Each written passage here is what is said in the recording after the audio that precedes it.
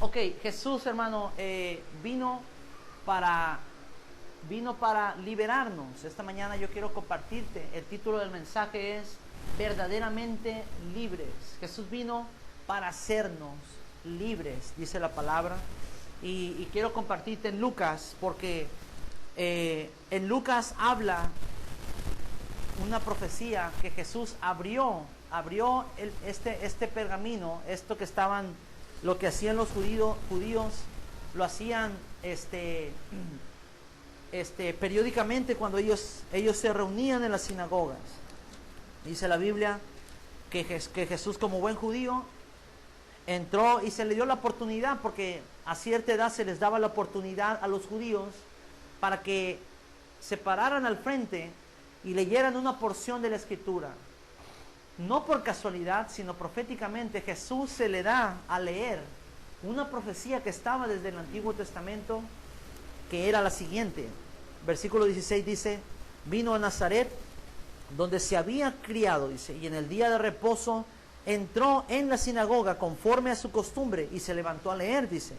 Y se le dio el libro del profeta Isaías. Habiendo abierto el libro, halló el lugar donde estaba escrito: el Espíritu del Señor está sobre mí, dice, por cuanto me ha ungido para dar buenas nuevas a los pobres. Me ha enviado a sanar a los quebrantados de corazón, a pregonar libertad a los cautivos y vista a los ciegos, a poner en libertad a los oprimidos, a predicar el año agradable del Señor. Enrollando el libro, lo dio al ministro y se sentó, y los ojos de todos en la sinagoga estaban fijos en él.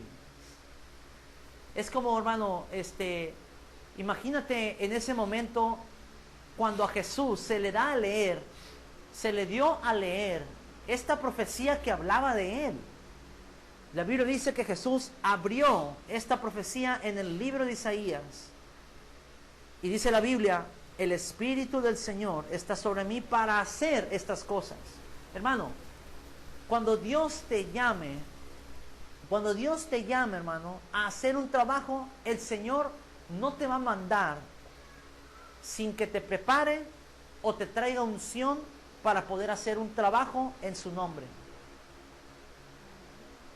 Si Dios te levanta como profeta, como maestro, como pastor, como, ¿sí me explico?, misionero, etcétera, Él te va a capacitar, te va a dar los dones y te dará la unción para que tú puedas hacer un trabajo excelente para Él. Aquí dice la palabra que no por casualidad Jesús se para al frente y empieza a leer esa profecía que hablaba de Él. Cuando tú leías, hermano, cuando estabas en una sinagoga, todos tienen que prestar atención a la persona que estaba al frente. Y en el versículo 20, cuando Jesús terminó de hablar esta profecía, dice: y enrollando el libro, lo dio al ministro y se sentó. Y los ojos de todos en la sinagoga estaban fijos en él.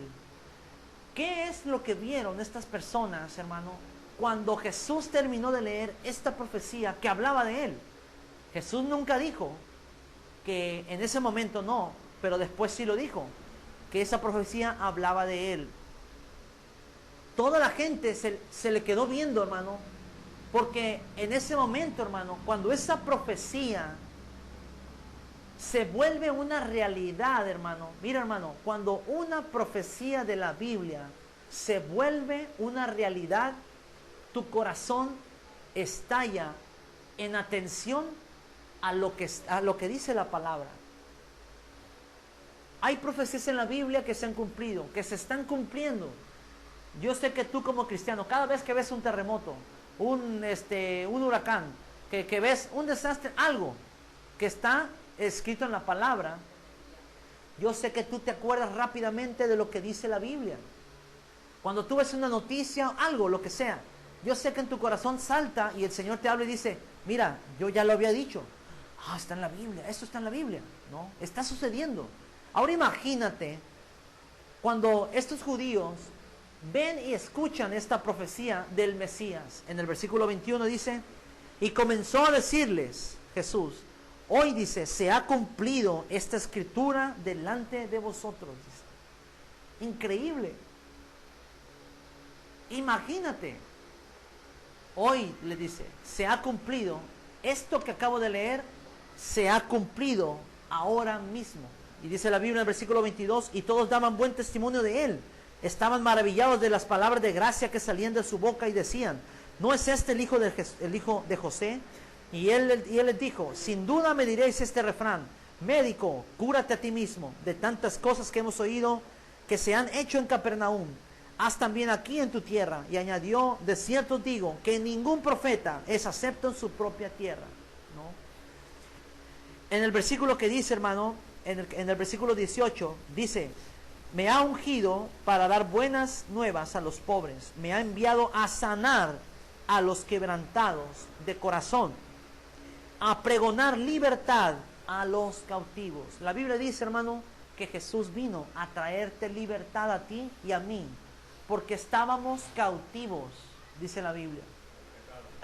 Estábamos cautivos de pecado, de demonios, de esto, de ataduras, de ligaduras, de muchas cosas, de maldiciones generacionales de tus padres, de tus abuelos, de tus tatarabuelos, de tus bisabuelos, de quién sabe cuántas generaciones atrás de ti que hacían e hicieron, y como no han cortado o no se cortaron esas maldiciones se van heredando, hermano, se van heredando y se van heredando hasta que te alcanzan a ti, hermano.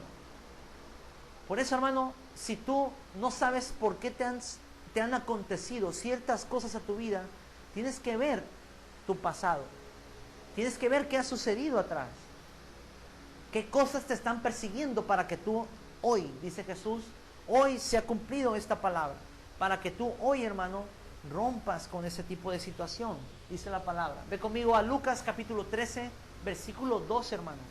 Jesús nos hizo libres también de toda enfermedad, dice la Biblia.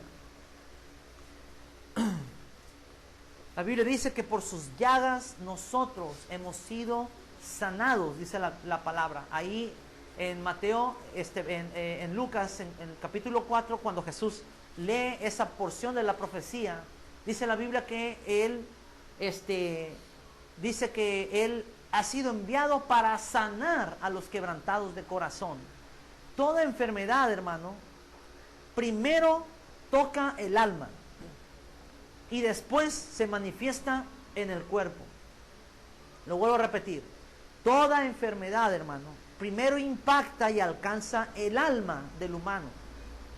Y después alcanza y da fruto, ¡pum!, en la carne, en el cuerpo. Por eso, hermano, si hay una enfermedad en tu vida, tú tienes que reprenderla.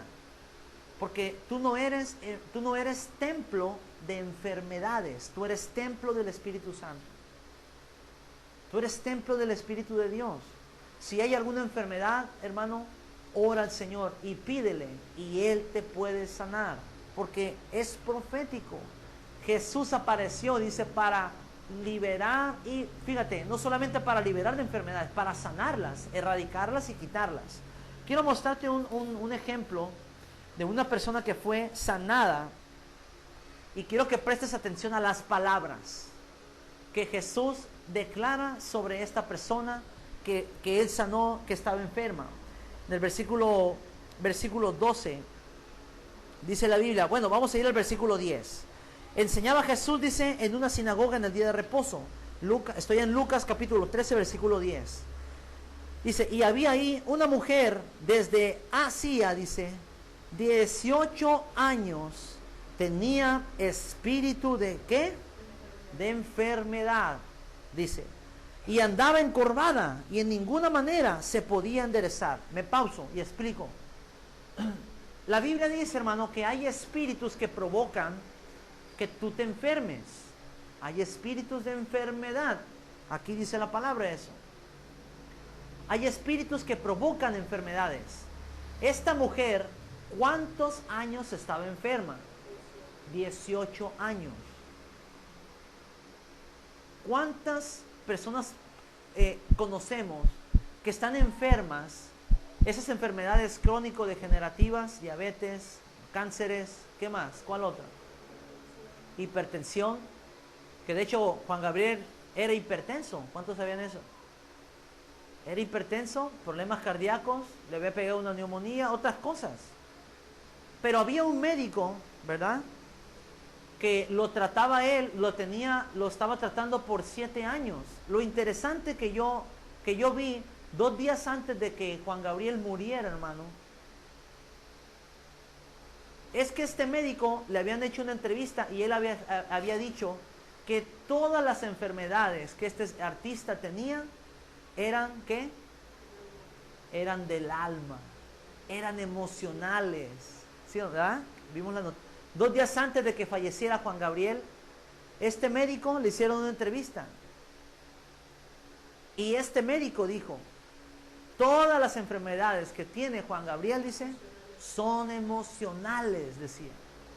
Increíble, ¿no? Había una mujer que desde hacía 18 años tenía, dice que, espíritu de enfermedad. Fíjate que ahí no dice, había una mujer que estaba enferma de la rabadilla, ¿no? Que estaba enferma de la asiática, mucha gente a veces dice, ay, me duele mucho la asiática, dice. No, la asiática. De la asiática, no. Fíjate, hermano, que la Biblia llama las cosas como son. Dice que esta mujer tenía un espíritu que la enfermó y que esta persona andaba así. Y no, tipo como el buto. Andaba así. No dice que andaba así a 4 patas, no. Dice que andaba encorvada, o sea, muy probablemente jorobada o no sé, o más abajo, no. La palabra no nos arroja más información de esto. Pero que estaba encorvada, una limitante para que esta persona estuviera derecha, sana pues, libre. Había un espíritu de enfermedad. Hay demonios que provocan enfermedades, hermano. En el versículo 12 dice, cuando Jesús la vio, la llamó y le dijo, mujer, eres libre de tu enfermedad, le dice. Escucha, Jesús no solamente vino, hermano, para hacernos libres, pero también para sanarte, hermano. Para sanar toda enfermedad en su nombre. Cuando Jesús vio a esta mujer, él sabía que había un espíritu ahí que estaba provocando esa enfermedad en esa mujer. Y cuando la vio, no vio a la mujer así enferma, vio lo que estaba detrás de ella, quien la tenía así a esa persona. Y le dijo, hey, mujer, le dice, eres libre, le dice. ¿No? Ponte derecha, ya eres libre, párate bien. En el versículo 13, interesante, dice, y puso las manos sobre ella y ella se enderezó luego, dice, y glorificaba a Dios. Pero el principal de la sinagoga, enojado de que Jesús hubiera sanado en el día de reposo, dijo a la gente, 6 días hay, dice, en que se debe trabajar, en estos, dice, pues venid y sed sanados y no en día de reposo, dice aquí la palabra. Versículo 15, entonces el Señor le respondió y dijo, hipócrita. Fíjate, hermano, para los que se agüitan cuando uno les dice algo y se ofenden y se enojan, yo quiero que tú veas cómo Jesús hablaba. Hermano, yo nunca te he dicho a ti hipócrita, hermano. ¿Sí me entiendes? Y a veces yo veo mucha hipocresía en la iglesia. Pero yo quiero que te des cuenta cómo Jesús habla y hablaba a las personas. ¿Qué le dijo? Oye, papacito, le dice. ¿Qué le dijo? Hipócrita, le dice. Cada uno de vosotros, dice, no desata en el día de reposo su buey o su asno del pesebre y lo lleva a beber, dice. Y a esta hija de Abraham, que, fíjate, ¿quién la tenía así? Que Satanás había atado 18 años, ¿no se le debía desatar de esta ligadura en el día de reposo? Al decir él estas cosas, se avergonzaban todos sus adversarios, pero todo el pueblo se regocijaba por todas las cosas gloriosas hechas por él, dice la palabra. Escucha, hermano, otra de las cosas que Jesús cuando viene y aparece en tu corazón, es para sanarte, mi hermano. Si hay alguna enfermedad, alguna situación, el Señor puede venir sanar el corazón, sanar el alma para que sane el cuerpo. No podemos sanar el cuerpo y después sanar el alma, hermano. Es imposible. El orden espiritual es espíritu primero, luego el alma y después el cuerpo. ¿Sí me explico? Es primero el espíritu, luego el alma y el cuerpo, la carne, tiene que estar hasta el patio. Tiene que estar hasta el final. Pero mucha gente ahora, inclusive muchos cristianos, vive al revés. Primero pone la carne, luego el alma o las emociones, los sentimientos. Y el espíritu lo ponen hasta el final. Y es primero lo espiritual, hermano. Este es un ejemplo que solamente quería comentarte y darte para que tú veas que no solamente el Señor vino a libertarnos en la cruz, sino que también viene, y si tú se lo pides, porque puede haber un espíritu que te esté provocando esa enfermedad y tú no lo sabes. Es importante, hermano, que tú sepas esto. Puede haber un espíritu de hace mucho tiempo. ¿Cómo se llama tu situación? ¿Cuánto tienes con esa situación? ¿Sí me entiendes? Pero cuando Jesús, hermano, te ve lo que tú tienes, pero si tú no clamas a Él y tú le crees que Él puede sanarte, que Él es tu libertador, pues nunca vas a ser sanado. Me refiero en lo físico. Juan Gabriel era diabético. ¿Cuántos saben eso? Este señor era diabético. ¿Por qué lo voy a nombrar ahorita mucho, hermano? ¿Por qué? Porque es una noticia reciente y casa con lo que estamos pasando aquí. Él podía ser millonario, hermano. Es más, Hacienda, el SAT, ni siquiera lo va a dejar morir a gusto, hermano, porque quedó debiendo un dineral a Hacienda, aquí en México y en Estados Unidos. 4 millones de pesos aquí y como 18 millones de dólares allá.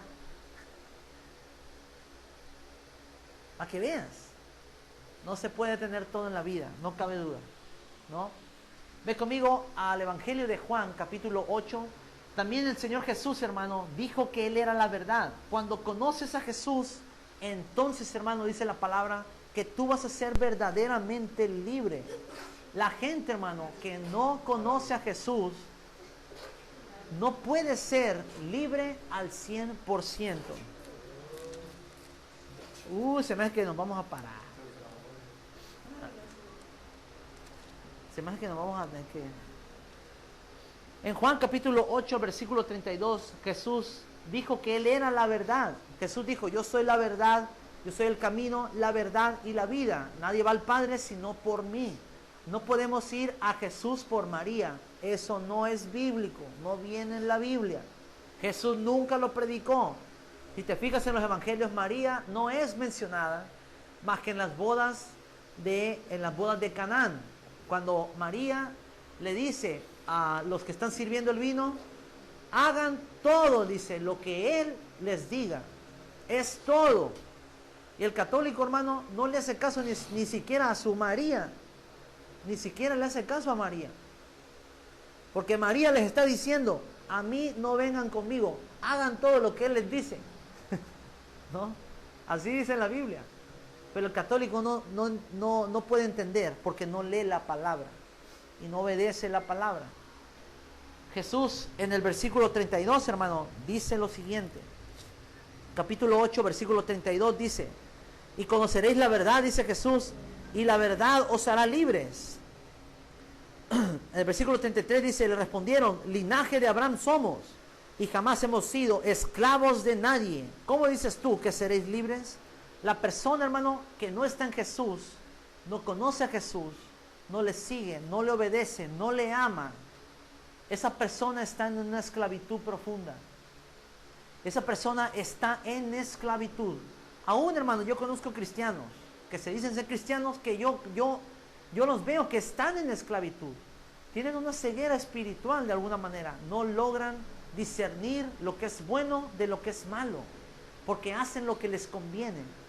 Y eso los va a mantener en esclavitud. Por eso Jesús dice, versículo 32, y conoceréis la verdad, dice, y la verdad os hará libres. ¿Cómo dices tú? Dice, si nosotros, decían los judíos, no somos esclavos de nadie. Y dice la Biblia aquí, versículo 34, Jesús le respondió, de cierto digo que todo aquel que hace pecado, esclavo es del pecado. dice aquí el Señor, si la persona dice que es cristiana, pero vive en pecado, ¿será libre? No puede ser libre.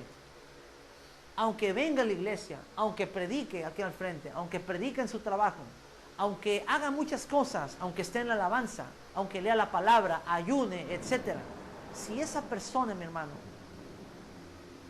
practica el pecado, es esclavo de ese pecado. Es esclavo, dice la palabra. Versículo 35 dice, y el esclavo no queda en la casa para siempre, el Hijo sí queda para siempre. Así que si el Hijo os libertare, vuelve a decir Jesús, seréis verdaderamente libres. Solo Jesucristo, hermano, trae libertad. Juan capítulo 8, versículo 36 dice, así que si el Hijo os libertare, seréis verdaderamente libres. Dice la palabra, solo Jesús te puede hacer libre, hermano. Solo Él te puede sanar. Solo Él te puede liberar. Solo Él te puede amar. Solo Él pagó un rescate en la cruz. En la cruz no murió un ángel por ti. No murió un animal, un perrito, una jirafa. No. No murió una mujer. Murió el Hijo de Dios, el Mesías, el Yeshua HaMashiach. Solamente Jesucristo, el Mesías, dice la palabra, ¿no? Dice la Biblia, hermano, que elección, quiero que prestes atención aquí a esto, dice la Biblia aquí, elección significa libertad para elegir. La libertad, hermano, no existe para que hagamos lo que queremos, sino para hacer lo correcto con nuestros actos y obedecer sus mandamientos. Lo vuelvo a repetir, elección significa libertad para elegir. Usted tiene el libre albedrío. Usted puede hacer lo que se le pegue su gana. Pero dice la Biblia que la libertad no existe para que hagamos lo que queremos, sino para hacer lo correcto con nuestros actos y obedecer sus mandamientos, obedecer su palabra. Esa es una definición de elección. Es una libertad. La gente, hermano, decide ir a la cárcel o decide enfermarse o decide estar en la condición que está. La gente decide esas cosas. Hermano, Dios no va a echar a la gente al infierno. Dios no manda a la gente al infierno. La gente, hermano, elige irse a ese lugar, ¿no? La gente eligió al presidente que tenemos. ¿Ah? Y la gente elegirá al presidente que tú ni te imaginas en Estados Unidos.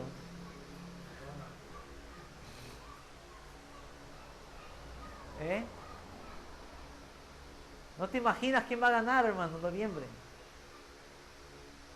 Y cuando eso suceda, te vas a dar cuenta que la gente sí tiene libertad. Elige al que tú quieras. Pero la gente elige mal. Elige Barrabases. No elige a Jesucristo. No elige lo correcto, hermano. Vamos a ir a Romanos capítulo 6, Nuevo Testamento. Después de los Evangelios. Inmediatamente, para ser exacto, libro de los Hechos, y inmediatamente está Romanos. En Romanos capítulo 6, versículo 18, dice la Biblia que Jesús vino a liberarnos del pecado y también del infierno. La gente, hermano, se irá al infierno porque han hecho esa elección. Pero yo siempre he comentado, es más fácil que la gente vaya al cielo a que te den una visa americana. Es más fácil que la gente se vaya al cielo a que vayas al consulado americano y te den una visa americana. Así de fácil es estar en la presencia de Dios. Romanos capítulo 6, el 18 dice así. Bueno, vamos a leerlo desde el 17. Pero gracias a Dios que aunque erais esclavos del pecado, habéis obedecido de corazón aquella forma de doctrina a la cual fuisteis entregados, dice. Y libertados del pecado, vinisteis a ser siervos de la justicia, dice la Biblia. Dice, y libertados del pecado, dice, viniste a ser un siervo para justicia, no para hacer injusticia. Yo conozco mucha gente que es muy injusta, hermano, en los trabajos, en la familia, en la calle, a veces en la iglesia, a veces en nuestra iglesia. Pero eso no debe de ser, porque dice la palabra, versículo 18, que el Señor ya te hizo, ¿qué? Libre del pecado, para que tú seas un instrumento para justicia, dice la palabra. Dice la Biblia que el infierno fue creado para el diablo y sus ángeles. El diablo fue creado el infierno fue creado para el diablo y sus ángeles, no para el humano. Pero la Biblia dice, Jesús dice, que aquellos que sigan a este enemigo también van a ir a ese mismo lugar, dice la Biblia.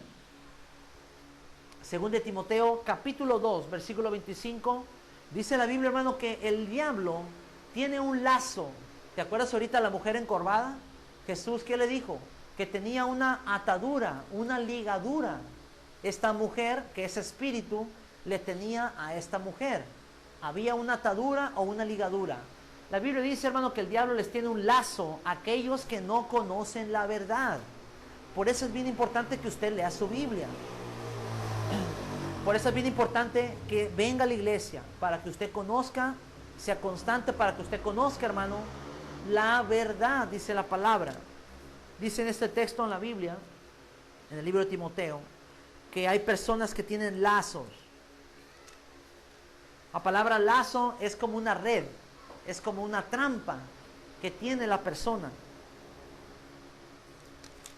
¿Ya están ahí?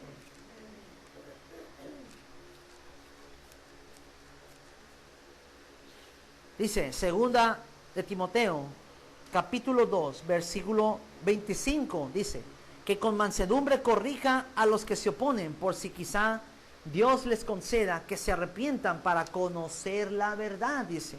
Versículo 26, y escapen, dice, del lazo, ¿de quién? Del diablo, dice la Biblia, en que están cautivos a voluntad de él. Escucha. Hay un mecate, una trampa, una red que antes tú tenías, hermano. Había un lazo que te unía, un link que te unía a Satanás. Te unía a él. Y este texto en la palabra dice que están cautivos y que están a merced, a voluntad, dice, de él, dice. Imagínate, son siervos de Satanás porque hacen todo lo que él les dice. ¿No? Hay que orar, hermano, para que el Señor rompa con todo lazo que hay en nuestros familiares. Todo lazo que se esté levantando en nuestros familiares, al final vamos a orar por eso. Porque hay un lazo, hay un mecate, hay una red, hay una trampa. Y muchos de nosotros vivíamos en ese tipo de trampas. Versículo 26 dice, y escapen del lazo del diablo en que están cautivos a voluntad de él, dice la Biblia. El diablo tiene amarrada o enlazada a ese tipo de personas. Ok, lo que